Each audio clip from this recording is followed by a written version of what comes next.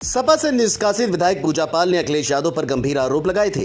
अब इस पर सपा ने पलटवार करते हुए कहा कि पूजा पाल बीजेपी नेताओं से मिलने के बाद बीजेपी की साजिश के तहत अनर्गल आरोप लगा रही हैं। पार्टी ने तंज कसते हुए कहा कि जब वे बीजेपी के संपर्क में हैं तो उन्हें कैबिनेट मंत्री बना दिया जाए। साथ ही सपा ने याद दिलाया कि टिकट और मौके हमेशा पार्टी ने ही दिए। सपा ने उनकी लंबी आयु और उज्जवल भविष्य की कामना करते हुए कहा कि राजनीति में ये बदला खेल जनता भी देख रही है। इस बीच गाजीपुर जेल में बंद माफिया मुख्तार अंसारी के बेटे उमर अंसारी को सुरक्षा कारणों से शनिवार सुबह गुपचुप तरीके से कासगंज जेल शिफ्ट कर दिया गया, जिसकी जानकारी सिर्फ अफसरों तक सीमित रही। एसपी डॉक्टर ईरज राजा ने शिफ्टिंग की पुष्टि की। वहीं अब्बास अंसारी ने कहा कि परिवार को कोई सूचना नहीं दी गई। बता दें कि उमर को 3 अगस्त को लखनऊ से गिरफ्तार किया गया था। उन पर आरोप है कि उन्होंने फरार मां और 1 लाख की इनामी अफसा अंसारी के फर्जी हस्ताक्षर कर अदालत में याचिका दाखिल की थी, जिससे गैंगस्टर एक्ट के तहत जब्त संपत्ति छुड़ाई जा सके। फिर एक कपल का खुले में रोमांस करते हुए वीडियो सामने आया है, जो गोरखपुर का बताया जा रहा है, जहां जिले के रामगढ़ ताल रोड पर चलती बाइक पर कपल के रोमांस का वीडियो वायरल हो गया। वीडियो में युवक बाइक चला रहा है और उसकी गर्लफ्रेंड सामने टंकी पर बैठकर उसे गले लगाए नजर आ रही है। ये नजारा देख वहां मौजूद लोगों ने वीडियो बनाकर सोशल मीडिया पर डाल दिया। मामला वायरल होने पर यूपी पुलिस ने गोरखपुर पुलिस को कार्रवाई के निर्देश दिए। ट्रैफिक पुलिस ने वीडियो के आधार पर बाइक की पहचान की और नियमों का उल्लंघन करने पर 2500 रुपए का चालान काटा। आवारा कुत्तों द्वारा हमले के मामले थमने का नाम नहीं ले रहे। इस बीच कानपुर के श्यामनगर क्षेत्र में कॉलेज से घर लौट रही बीबीए छात्रा पर स्ट्रीट डॉग ने हमला कर दिया। कुत्तों ने छात्रा को सड़क पर गिराकर उसके गाल और नाक का मांस नोच लिया। गाल 2 हिस्सों में बट गया और नाक बुरी तरह से जख्मी हो गई। छात्रा की चीख पुकार सुनकर स्थानीय लोग लाठी डंडों के साथ पहुंचे और कुत्तों को खदेड़ा। घायल छात्रा को तत्काल अस्पताल ले जाया गया, जहां उसके चेहरे पर 17 टाके लगाए गए। जौनपुर के जोगियापुर मोहल्ले में धंसती सड़क ने पीडब्ल्यूडी विभाग की लापरवाही उजागर कर दी है। दरअसल एक गड्ढे में यात्रियों से भरी रोडवेज बस फंस गई, जिसे क्रेन की मदद से निकाला गया। बताया जा रहा है कि यह सड़क अब तक 6 बार धंस चुकी है, लेकिन विभाग हर बार सिर्फ मिट्टी और गिट्टी डालकर खानापूर्ति करता है। बारिश होते ही सड़क फिर धंस जाती है और राहगीरों के लिए खतरा बनती है। जिलाधिकारी मीटिंग में बार-बार मरम्मत के निर्देश देते हैं, मगर हकीकत कागजों तक ही सीमित रहती है। सवाल उठता है कि कब तक लोगों को इसकी परेशानी उठानी पड़ेगी। जौनपुर से लोकमंच के लिए विवेक कुमार की रिपोर्ट। चंदौली में बदमाशों ने पुलिस को ओपन चैलेंज दिया है। दरअसल सैयद राजा थाना क्षेत्र में अज्ञात बदमाशों ने फायरिंग कर दहशत फैला दी। इस दौरान एक विवाहिता के कंधे में गोली लग गई। घायल महिला सैयद राजा नगर की रहने वाली है। परिजनों ने उसे तुरंत जिला अस्पताल पहुंचाया, जहां से हालत गंभीर होने पर वाराणसी ट्रॉमा सेंटर रेफर कर दिया गया। लोगों में सवाल उठ रहे हैं कि नगर के बीचों बीच इस तरह की वारदात आखिर कैसे हो गई और अपराधी कौन थे। चंदौली से लोकमंच के लिए सुजीत कुमार की रिपोर्ट। प्रतापगढ़ के नगर कोतवाली क्षेत्र के जोगापुर इलाके में कचहरी से लौट रहे अधिवक्ता पर नकाबपोश बदमाशों ने फायरिंग कर दी। बदमाश तमंचा लेकर अधिवक्ता को दौड़ाते रहे। हालांकि अधिवक्ता बाल बाल बच गए। पीड़ित ने गाँव के कई लोगों पर रंजिश का आरोप लगाया है। वारदात सीसीटीवी कैमरे में कैद हो गई है। वही सूचना पर सीओ सिटी प्रशांत राज फोर्स के साथ मौके पर पहुंचे और अधिवक्ता से पूरी जानकारी ली। शाम करीब 5:40 पे पुलिस को अधिवक्ता द्वारा सूचित किया गया कि उनके ऊपर जानलेवा हमला हुआ है। पुलिस जब वहां पहुंची तो अधिवक्ता द्वारा बताया गया कि वह कचहरी से अपने घर जा रहे थे। घर के पास पहुंचने पर उन्होंने देखा कि 2 नकाब से अपना मुंह ढके लोग उनका पीछा कर रहे हैं तथा उन्होंने उन पर पिस्टल से जानलेवा हमला करने की कोशिश करी, परंतु पिस्टल चली नहीं और 2 बार यह प्रयास किया गया।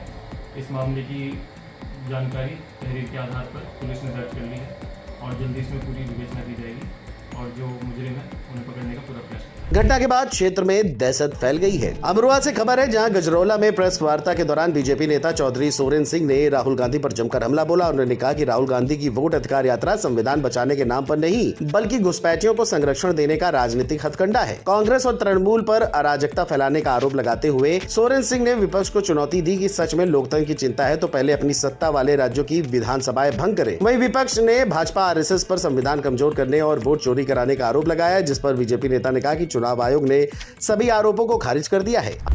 ये कांग्रेस पार्टी तमाम जितनी एक्सरसाइजेस कर रही है इसलिए कर रही है, इसके पीछे की कहानी वजह भी यही है कि बिहार में विधानसभा चुनाव होने वाले हैं और उस विधानसभा चुनाव में कांग्रेस पार्टी ये जानती है कि जनता एक सिरे से कांग्रेस पार्टी को नकारने वाली है। इसीलिए कांग्रेस पार्टी ये आने वाली अपनी हार को छुपाने के लिए ये तमाम जो प्लानिंग एंड प्लॉटिंग कर रही है, इसके पीछे ना कोई तथ्य है, ना कोई आधार है। चुनाव आयोग ने सबूत जब मांगे कांग्रेस पार्टी से तो कांग्रेस पार्टी ने अभी तक, मुझे लगता है 5 दिन से अधिक हो गए, 6 दिन से, लेकिन अभी तक कोई भी सबूत कांग्रेस पार्टी ने राहुल गांधी जी ने नहीं दिखाया। अमरोहा से लोकमंच के लिए इकबाल अंसारी की रिपोर्ट। इस बीच एटा से बड़ी खबर सामने आई है, जहां सदर तहसील में एंटी करप्शन टीम ने छापेमारी कर एसडीएम कोर्ट के पेशकार राजकुमार को घूस लेते रंगे हाथ गिरफ्तार किया है। लखनऊ से आई टीम को लगातार शिकायतें मिल रही थी कि पेशकार रिश्वतखोरी में लिप्त है। छापेमारी के दौरान रंगे हाथ पकड़े जाने के बाद तहसील परिसर में हड़कंप मच गया। अचानक हुई कार्रवाई से घूसखोर कर्मचारियों में अफरा तफरी मच गई। फिलहाल एंटी करप्शन टीम आरोपी पेशकार से पूछताछ कर रही है और अन्य संबंधित मामलों की जांच तेज कर दी है। ये पूरा मामला एटा सदर तहसील से जुड़ा हुआ है। एटा से लोकमंच के लिए देवेंद्र कुमार की रिपोर्ट। बुलंदशहर से खबर है, जहां थाना सिकंदराबाद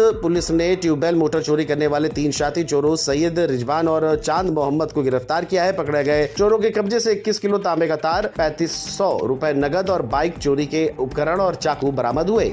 पूछताछ में इनके द्वारा बताया गया कि ये दोनों दिन में जो है वो ट्यूबवेल की रेकी करते थे और रात में जो है ट्यूबवेल खोलकर उसमें जो तांबे थे उसको निकाल लेते थे और इसे कोतवाली नगर के धमेड़ा अड्डे पर स्थित रिजवान कबाड़ी की दुकान पर बेचते थे। बुलंदशहर से लोकमंच के लिए कादिम राजपूत की रिपोर्ट। उन्नाव में एसपी दीपक भूकर की सख्त कार्रवाई में जिले के कुख्यात भूमाफिया अंशु गुप्ता को 6 महीने के लिए जिला बदर कर दिया गया है। प्रशासन ने अंशु गुप्ता के मकान से लेकर पूरे मोहल्ले में डुग्गी पिटवा करके मुनादी कराई।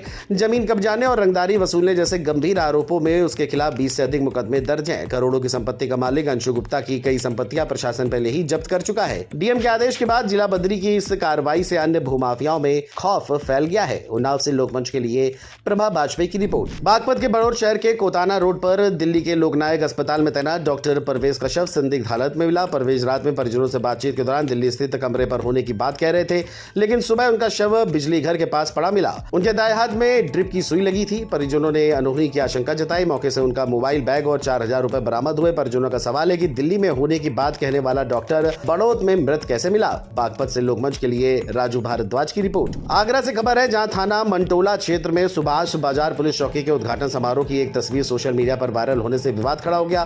फोटो में अधिकारियों संग दिखे इरशाद पर गोकशी के आरोप लगे, जिसके बाद पुलिस ने उसे हिरासत में लेकर जांच शुरू कर दी। रिकॉर्ड खंगालने पर पता चला कि इरशाद पर पहले गोकशी के केस दर्ज हुए थे, लेकिन सभी में फाइनल रिपोर्ट लग चुकी है। वर्तमान में उसके खिलाफ आगरा के किसी भी थाने में कोई मुकदमा लंबित नहीं है। जांच के बाद पुलिस ने उसे निर्दोष माना। वहीं इरशाद ने भी कहा कि मैं बेगुनाह हूँ। तो उसके अंदर पहले भी ऑलरेडी मुझे फंसाया गया था। उसके अंदर एफआईआर लग चुकी थी, उसकी जांच हुई थी, उसके अंदर पशु कुर्ता लगी थी। मेरे ऊपर कहीं से कोई भी आगरा शहर के अंदर, कहीं भी ज़िले के अंदर, पूरे यूपी के अंदर कोई भी एक भी थाने में कोई भी 151 तक का मुकदमा नहीं है। जिनमें कुछ लोग साजिश के तहत मेरी छवि को ख़राब करना चाहते हैं।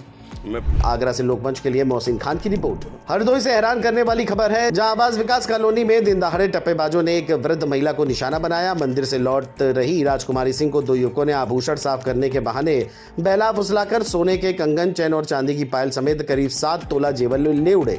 महिला के शोर मचाने पर एक युवक ने पीछा भी किया, लेकिन टप्पेबाज बाइक से फरार हो गए। पूरी वारदात सीसीटीवी कैमरे में कैद हो गई है और वीडियो वायरल है। घटना से इलाके में हड़कंप मचा है। लोगों ने पुलिस पर लापरवाही का आरोप लगाया है, जबकि पुलिस आरोपियों की तलाश में जुटी है। हरदोई से लोकमंच के लिए पुलकित शर्मा की रिपोर्ट। खबर कासगंज से है, जहां पटियाली विधानसभा की सपा विधायक नादिरा सुल्तान ने बाढ़ प्रभावित नगला दुर्जन, किशन नगला, राजपुर कुर्रा समेत कई गांवों का ट्रैक्टर और नाव से दौरा किया।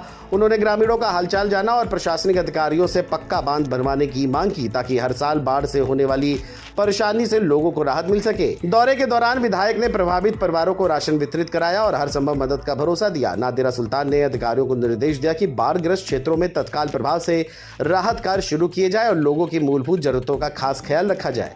कासगंज से लोकमंच के लिए जुम्मन कुरैशी की रिपोर्ट।